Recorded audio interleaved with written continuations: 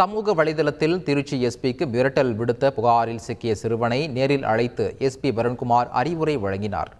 திருச்சி மாவட்ட எஸ்பி வருண்குமார் மற்றும் அவரது மனைவியை கடுமையாக விமர்சித்த புகாரில் நாம் தமிழர் கட்சி பொறுப்பாளர்களோடு 15 வயது சிறுவனும் சிக்கியது அதிர்ச்சியை ஏற்படுத்தியது. சம்பந்தப்பட்ட சிறுவனை எஸ்பி அலுவலகத்திற்கு வரவழைத்த காவல் கண்காணிப்பாளர் வருண்குமார் சிறுவனுக்கும் அவரது தாயாருக்கும் அறிவுரைகளை வழங்கினார். ஒரு லேடியை போட்டாரு, ஒரு பெண் கிட்ட இதை போட்டாருன்னா பரவாயில்ல, எல்லா பெண்கள் கிட்ட இதை பதிவு கொடுக்குறாரு. ஏன் என்ன கோவம் வரும்? சரி, இனிமே என்ன பண்ண போறீங்க?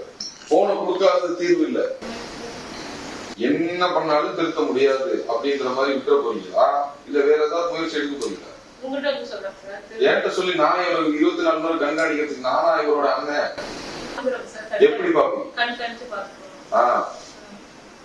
நல்ல புத்தி, நல்ல எண்ணத்தை,